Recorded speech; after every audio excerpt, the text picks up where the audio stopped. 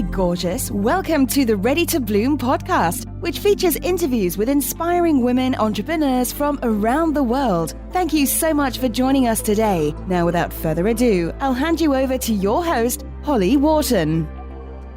Hello and welcome to the Ready to Bloom podcast, episode 104. This is your host, Holly Wharton, and I'm here with today's special guest, Raine Boyd from Lime Tree Fruits.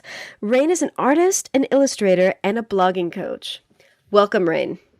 Thank you so much, Holly. I'm so excited to have you here today. Me too. Thank you. So why don't you start out by telling us a little bit about your background and your business journey and how you got to where you are today, because you've had some interesting changes in your business this year. Right. So my background, it really doesn't have anything to do with what I'm doing right now. I actually, by trade, I am a musician. I had a degree in that, and I used to play in orchestras and all that. But I started blogging out of the blue, as a lot of people start just not knowing what's happening. I went back to school. I was working on my master's degree, and it was my first semester. It was a little bit too crazy, and I was trying to find a way to organize my life. And so, of course, I went to Google, and I decided to see what tools I could start using. And funny enough, I found one of those very old-fashioned planners, Filofax, that a lot of you probably heard of, or if you're a follower of my blogger, you heard that. Yep. And so that's, I heard about it, and I started reading about it, and I got excited, and I bought some, and started using it, and started connecting with more people, and saw all the community around a lot of planner-obsessed people, and I started becoming obsessed with that as well. The more I read, the more I wanted.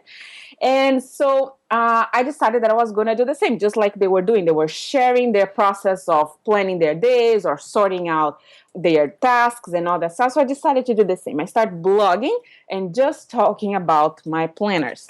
And so that's how I started, not really thinking about doing business or anything like that. It was just for fun, just an outlet at the end of the day. I was going to connect with all that community that had the same interest as me. But then over time, the more I was connecting with those bloggers, I started finding other stuff that was interesting for me, like art, which was something that it was hidden for like almost 15 years. I put that in the back burner. I really didn't want to go down there. And I just let it sitting, like I need to do something serious with my life and not this kind of stuff. I was like, okay, look at all these people doing challenges. You can just put some drawings and put it up on your blog just to have that sense of your having an outlet, a creative outlet. That's fun. So I started doing that. And so both things start mixing on my blog. It was the Filofax, and I got really into art. I started watercoloring again and all that. And that's how it started, learning about people that they actually make money blogging. And then I started learning about it, and then just went from there. Excellent. So you have had some great success. I mean, you've got a very niche offering, yes. I think. You started out offering Filofax printables, and I feel like this is kind of very special subculture around Filofax. Oh my gosh, yes, definitely.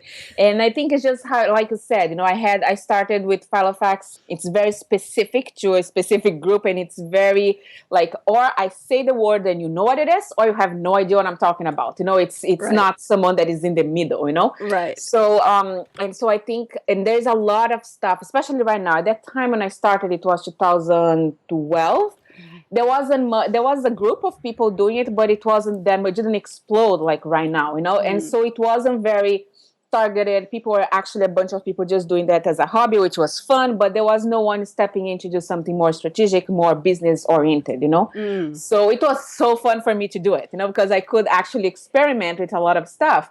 And, but I think you're right. It was very specific, very niche oriented, how that everything started with planners. Mm-hmm. So for people that have no idea what Filofax is, could you just tell us what the heck it is?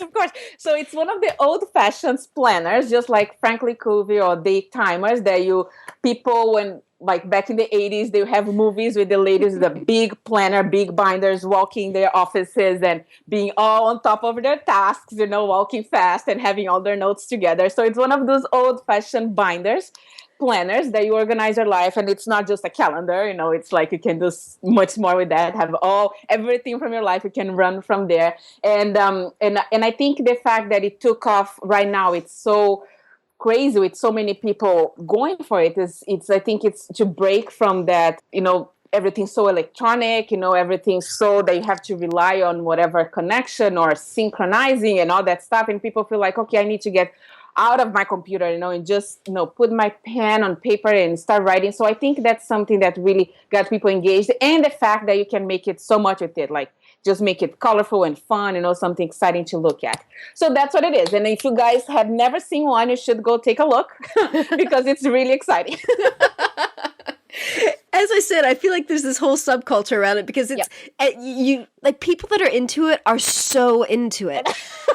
And I feel this bizarre attraction to it, but like I can't imagine carrying one of those giant things around with me. So I don't know. I'm so confused. Yeah, no, I totally understand. And it's funny because I used to be very, very, very obsessed in the very beginning. Now I'm much lighter. I'm like, okay, breathe. You're going to do fine without one of those big ones, But I think it's just like, and there's something after I released my planners, there was one of the courses that I actually launched, was my first course, which was designed for all those Filofax, those planner people that they're very, very into it, that at some point I think is just a fear of not being in control of your life. And so you really get into that planning thing, thinking that the next system, the next calendar, the next grid of paper is going to save all your problems, and it's not really that. It's something underneath, some other layers. So there was actually a course that I did for all of us to to have a breather and understand better that we can work. The planners just help, but there's all those layers underneath. We need to work on that and make sure that we're feeling confident that you're not going to get everything done in one day, and that's just how it is. So I understand that you see that and you get excited, but at the same time might not work for you. It's not for everyone, and you don't need to go full force on it. Definitely not, and it's not good for anyone if you just get too crazy about it. See, we're talking about planners and we're talking about not getting crazy about the planner. This is a special thing. Exactly. But I know because I have been there. I have been totally crazy, and now I can just look at it and enjoy and do what works for me and not stress too much over like planning every corner of my day, that everything's going to be fine, All right. So how did you turn this blog about Filofax into a business? How did that happen? Right. So then I started again. So as I was doing my blogging thing with planners, was just for fun. As I was obsessing with my planners and trying to find a system that would work for me, as my art was coming through as well, I didn't feel I could find a planner system that was colorful enough that would get me excited to plan my days. So then I decided to create my own. And I put it out there for free for people because I thought if I like it, maybe some other people might like as well. And it was an awesome response that I got. At the same time, I was trying to learn how to create a blog, how to make a business out of everything that I had created. But I wasn't thinking about the planner itself because I couldn't see what I could do with it, right? Mm-hmm. And so I just created that planner and people enjoyed it. I was like, okay, so if people are liking it, I'm pretty sure I have so many other ideas to create different layouts, different calendars, so I can just create a whole package around that. And again, because as I was learning about business, I understood early on in the game that the gold is on your list, right? Mm-hmm. So everybody that was hitting my blog was liking and making comments. I wanted them to connect with me further and be on my list and like hit reply to my email so I could understand them better, right? So early on in the game, I started really going very at it, understanding how to make list a community that was engaging enough for both sides, So collecting all those people, having all them around and listening to everything that they needed, that's how I came to turn all that and make my first set of printables, my first set of paid service, and then the course and the product. Excellent. So you had also great success in building your list. Why do you think you were so successful with that? I mean, a lot of people really, really struggle to build their list. Right. I think that's my nature, but at the time, because I wasn't really stressing too much of I need to make money right now. I wasn't really thinking about that. I was just dazzled and excited to know that I could be blogging and making money. And so I was experimenting a lot and trying different things, but without being very attached to the outcome, to the dollar amount. I wasn't even thinking how I was going to make the money, right? So because of that gave me a lot of flexibility. So I would be experimenting with a lot of stuff. I would be listening to webinars, and taking all these courses and getting all the information and actually applying them and seeing if that would work for me. So I put all the stuff that I was learning and would try, So I think sometimes people, they get very nervous about, I'm going to follow the formula of this person that I so admire and should work for me. And if it doesn't, they just feel that something wrong with them. But it's not necessarily, just need to keep trying, because your people are different than the audience for someone else, So it's a matter of being flexible. So I know that on the course of those 3 years, at least 18 opt-ins I created for my site. Oh, wow. Yeah, and so I was always very flexible and trying to experiment and see what would work and what wouldn't. Excellent. Yep. And what were some of those 18 opt-ins, out of curiosity? Right. So I had, like, for instance, the basic, PDFs that you just give your email, you get the PDF, or courses that was like mini workshops. I dripped like the videos. And interesting enough, I know that's very popular with a lot of people, that they just do a video course. With my people, it wasn't that responsive, So again, it was a matter of trying, for the audience I was trying to reach. And then I had also webinars that I had recorded, and then I could send to them. And it was all variations also, because I had my art. So I would make all variations of that with the printables that I had. And so it was really a matter of trying, and see what people were really enjoying. Yeah. Excellent. So you were tracking how many people signed up for this opt-in as opposed to the other opt-in. Exactly. Excellent. Exactly. Great. And so now you work with people to help them kind of one-to-one figure out what is the best opt-in for their business. What are your top tips on how to figure this out? Because it's so important to get it right. And it's the kind of thing that once you get it right, you start getting lots of signups to your list. Whereas if it's not right, it's just going to sit there and no one's going to click on it. Right. So the first one definitely is just what I said, that to be flexible, to experiment, to allow yourself, because we learn on courses that we need to have an opt-in.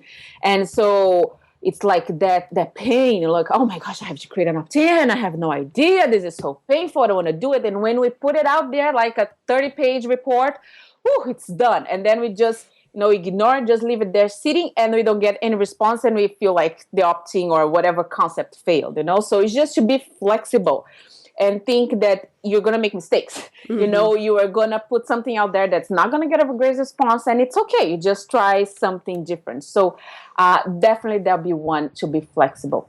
The second would be to remember to listen and remember that you are not writing to your peers.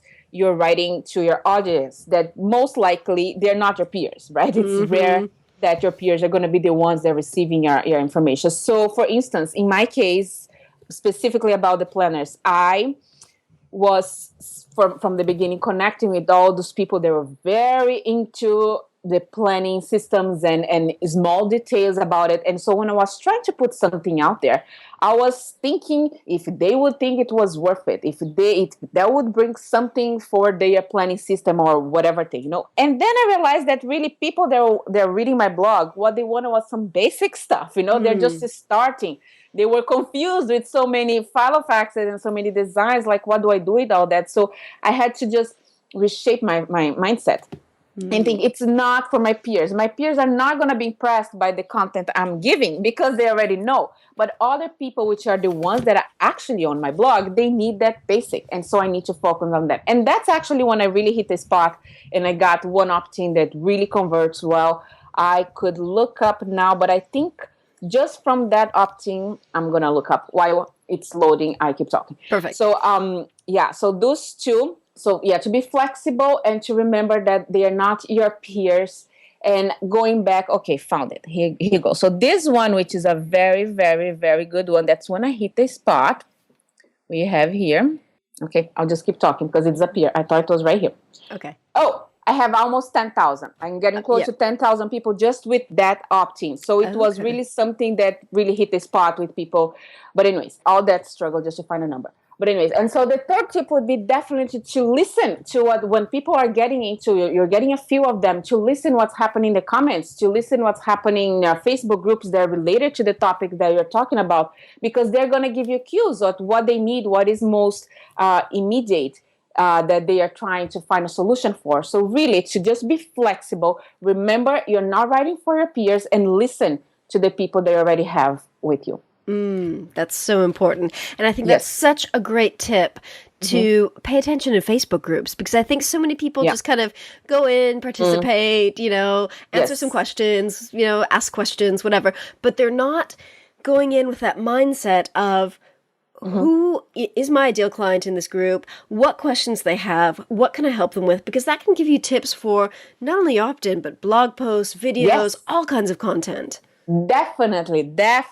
And I mean, well, there goes a fourth tip as you're talking about that. When you find those struggles and you're writing blog posts, like many of them, they can easily become an opt-in, because if you write something like 4 months ago, depending on how is the structure of your blog, that content is going to be lost in the archives. No one's ever going to see. And it might be one of those super inspiring posts that you wrote out there, and the people need to see it, And so if you bring that up as an opt-in offer, there you go. You have people on your list and you give them what they need, So definitely it's another thing to look out for, things that you have written that it can be used as an opt-in. Yeah, I think that's such great advice, because I think people think that they need to have this, super high-tech opt-in. Yes. And it's the content, of course, that matters. Obviously, it needs to look professional, not just thrown together. But, the content is what's really important, and that it's something that's so useful that your audience will, click and actually give you their details for. Because I think so many people are overwhelmed these days with newsletters and stuff in their inbox. So it's really, people are getting more precious about giving you their information. Yeah, and it's really about not pressuring yourself that you need to find the one opt-in. Again, you're going to make mistakes. You're going to toss the stuff out there that's not going to get a great response, and that's okay. You just try something else, And also to always think of who is that person, goes with the third tip that I was talking about, to listen, and see how could you imagine that person's day-to-day is, So how is that person going to consume that freebie that you are sending them? Maybe a PDF is just not very good for her. She prefer to just drive to work and listen to a recording while she's driving. She's going to prefer something like that. So it's really a matter of understanding, listening to that person you're talking to, and understanding what they need, Because like you said, people are overwhelmed with newsletters and information that comes, So you need to make it easy for them to consume, because out of so many people, she chose to open your email, So you need to make it easy for her to consume that content. That is a great tip. Now, do you ever advocate creating for the opt-in kind of the same content in different formats, so audio, video, PDF, so that different people with different learning preferences can get the same information in their format? Yeah, I definitely think that's good, especially when you're not sure, if you're starting out and you're not sure what your people would prefer, So it's good to have that available. But I think over time, that will really depend if you get to know them better, if you're being very niche specific.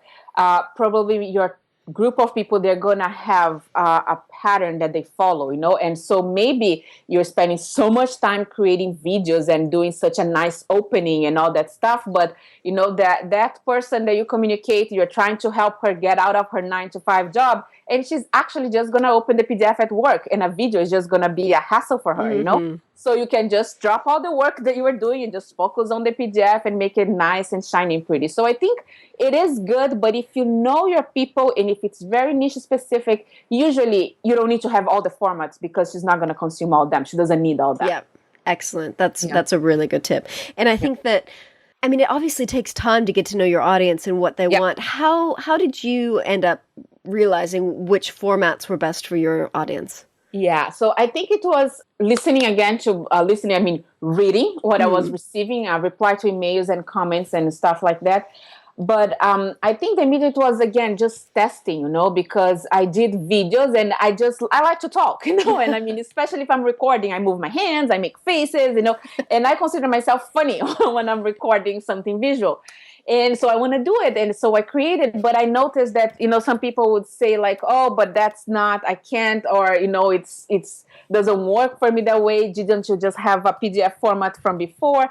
And I just saw that for them, it was much easier to consume as, for me, a boring PDF. Like, okay, if you guys prefer PDF, I'll just send it. But I think it was really testing and seeing the results. I mean, in one of the Facebook groups, someone even said that I don't watch videos. I don't have patience for that. Yep. Can you just tell me? I mean, they were actually having a talk about a video that I sent. I wasn't in the conversation. She was just saying, I don't watch video, I don't have patience. Can you just tell me what was she talking about in the video? And so I jumped in there and I said, I have a PDF version of it I can send you, So it's really to pay attention to people. I think that's how I tried and saw how was the response that they had, And I think that's another important point that you brought up is that our audience is not necessarily like us. And that's something that I have to constantly be reminded of by my coach.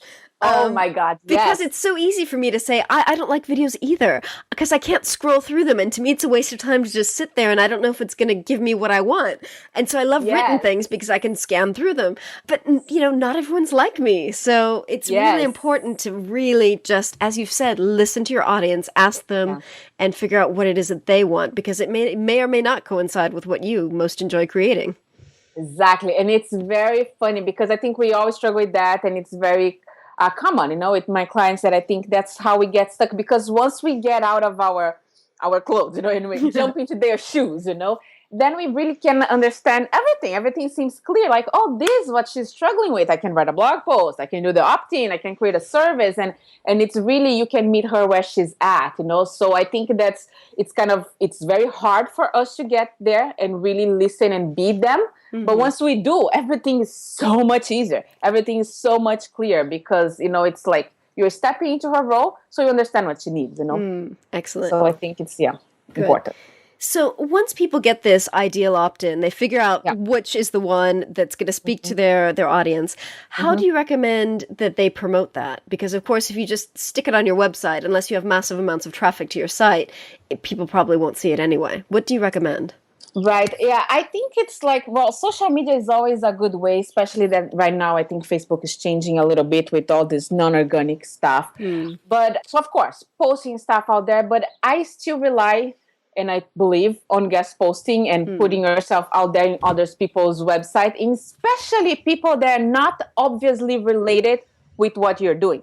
And because it's almost like you have to see the service that you offer and do kind of a little bit of a twist and show people how your service also apply to that other perspective. So I still believe on that, and I still rely on that. And I say still because I know so many people do a bunch of ads and just pay for stuff and to get their list up, and I think it works.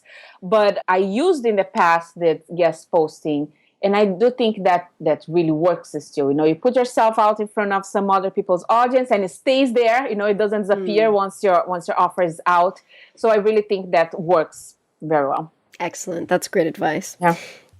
What kind of numbers do you recommend that people go for? Like, what should their goals be in building their list?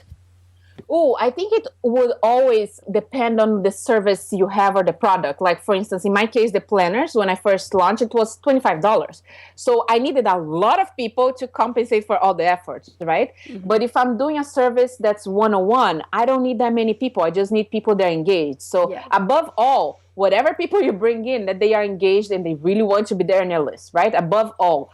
But whatever the number is, it really depends on what you're offering to them, because coaching one-on-one, you don't need to have 10,000 people on your list. You can have way less than that and make a lot of money, Yeah. So I think it really depends on what the service and what the goals for your business. Then you can, walk backwards and see how many people do you actually need on your list. Doesn't need to be huge. That's the thing, Yeah, I think that's the important thing, because a lot of people think that they've got to have 5,000 or 10,000 or 20,000 or whatever on their list. And as you've said, if they've got high ticket items, they don't need all those people to be buying.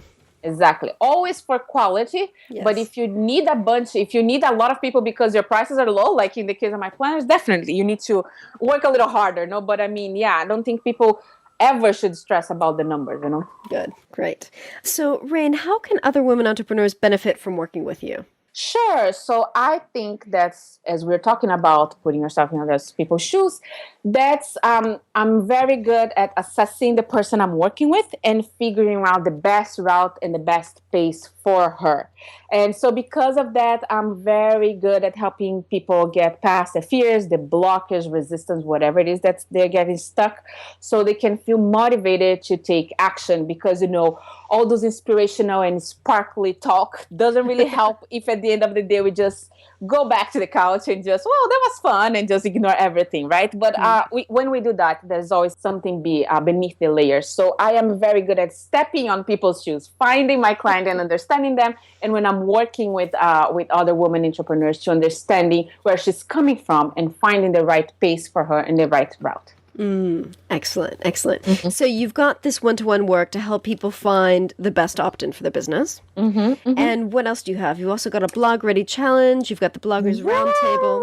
Yes, the bloggers roundtable is what I'm super excited about. And then we, again, as the name says, sort of, it's for bloggers that we do a mastermind. And I have been taking many courses online on how to create, make money around your blog. And I always I have that feeling of I needed, I'm very resourceful, I'm very smart, but sometimes can't someone just tell me what to do?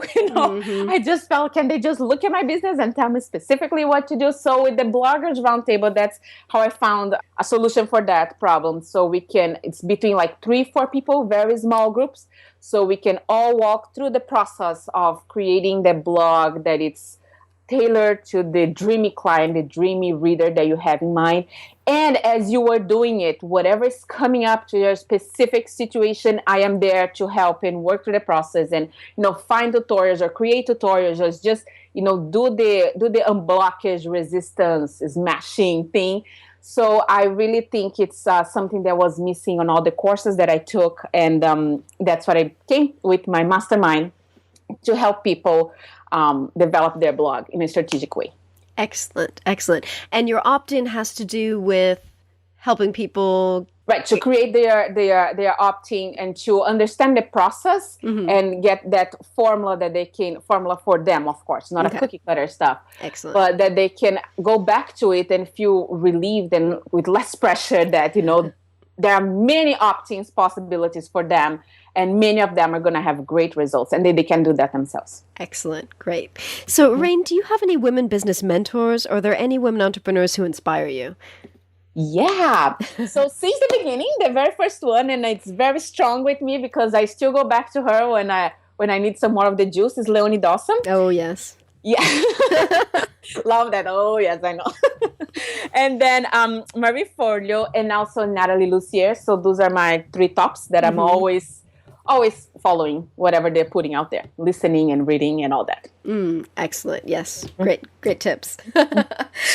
So, Raine, where can people find you online and learn more about you and start following you, getting your opt-in and starting to work with you?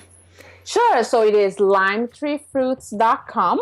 So I have everything there, all my opt-ins that you can take a look, all my services, everything it's over there, limetreefruits.com. Excellent. And out of curiosity, if you don't mind my asking, what is the origin of your business name?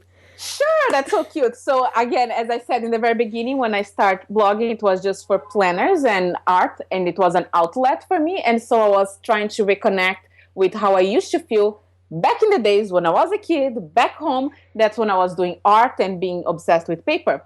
And back in the days, back home, there was a song which was about a lime tree.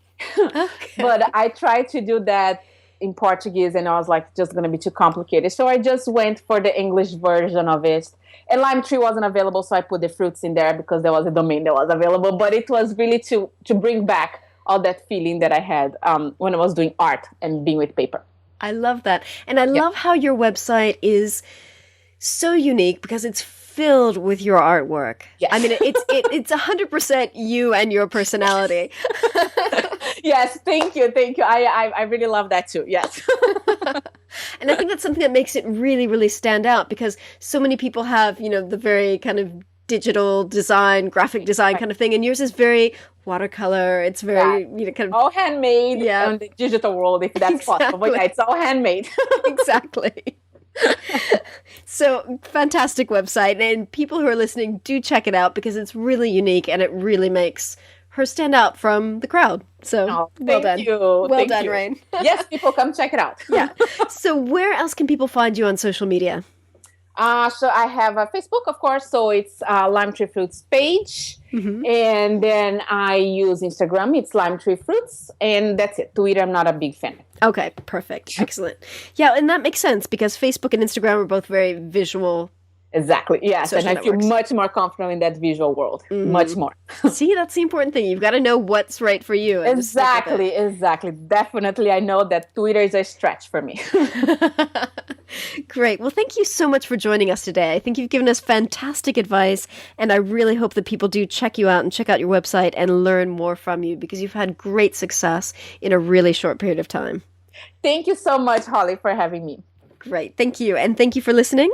And remember to visit readytobloom.com/104 for the show notes on this episode. Thank you. Thanks so much for listening to the Ready to Bloom podcast with your host, Holly Wharton. You can find more information about today's guests, including links for topics that were discussed at readytobloom.com. That's ready, the number 2, bloom.com. And if you enjoyed this episode, please remember to head over to iTunes and leave us a quick review of this podcast. Thank you so much.